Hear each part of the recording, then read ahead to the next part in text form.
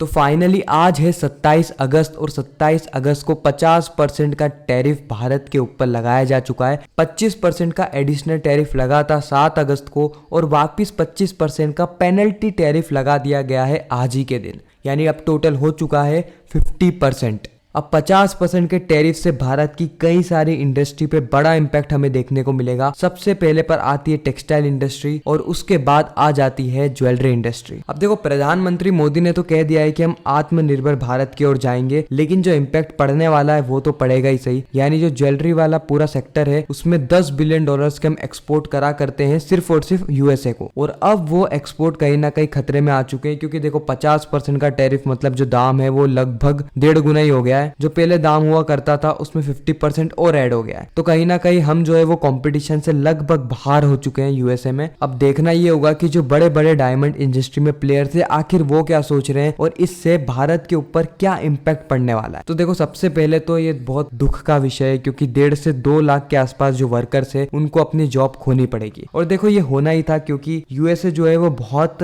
बड़ा मार्केट है भारत के लिए, और मेन बात यह है कि यूएस को रिप्लेस कर पाना बहुत मुश्किल है। यूएस में परचेसिंग पावर बहुत ज्यादा है। अगर हम थोड़े महंगे में भी सामान वहां पर भेजते हैं तो हम आसानी से वहां से प्रॉफिट कमा लेते हैं। अब देखो, एक जो डायमंड का पैकेट है अगर हम उसे 25,000 में पहले बेचा करते थे अमेरिका में, यानी $285 में, तो अब हमें उसे घटाकर 18,000 में बेचना पड़ेगा, तब जाके हम उसी प्राइस को मैच कर पाएंगे। तो इतना बड़ा फर्क आ गया है, आप देख सकते हो। तो क्लियरली जो भारत की इंडस्ट्री है यहाँ पे बहुत गहरा इंपैक्ट देखने को मिलेगा। ऐसा बताया जा रहा है कि 20 से 30% और कहीं कहीं पे तो 50% तक हमें डिक्लाइन देखने को मिल सकता है। इससे सबसे गहरा इंपैक्ट तो यही पड़ेगा कि जो भारत में कई सारे लोग काम करा करते हैं उनकी नौकरी खतरे में आ जाएगी, क्योंकि अब प्राइस को मैनेज करने के लिए कहीं ना कहीं तो कट आउट करने पड़ेंगे। और ये बहुत ही गलत टाइमिंग पे ये सारी चीजें हुई है, क्योंकि जो क्रिसमस का टाइम है ना, उसी वक्त जो मेन ऑर्डर्स हैं वो डिलीवर किए जाते हैं, लेकिन अब सारे ऑर्डर्स जो है वो पेंडिंग में चले गए, वहां से कुछ ऑर्डर्स आ नहीं रहे। हमारे लिए तो मेन ये है कि अब हम आगे क्या करने वाले हैं। सूरत में पूरी दुनिया का 80% जो डायमंड है उसे पॉलिश किया जाता है, और कहीं ना कहीं इसका 30 से 40% जो एक्सपोर्ट है वो यूएसए में ही होता है। तो अब जो छोटे छोटे एक्सपोर्टर है वो तो सबसे पहले यही कर रहे हैं कि जो अपने एम्प्लॉयज है उनको कट आउट कर रहे हैं, ताकि जो कॉस्ट है उसको मैनेज किया जा सके। और वहीं पे जो बड़े प्लेयर्स है वो ट्राई कर रहे हैं कि वो किसी और कंट्री में चले जाए, जैसे बोट्सवाना कंट्री,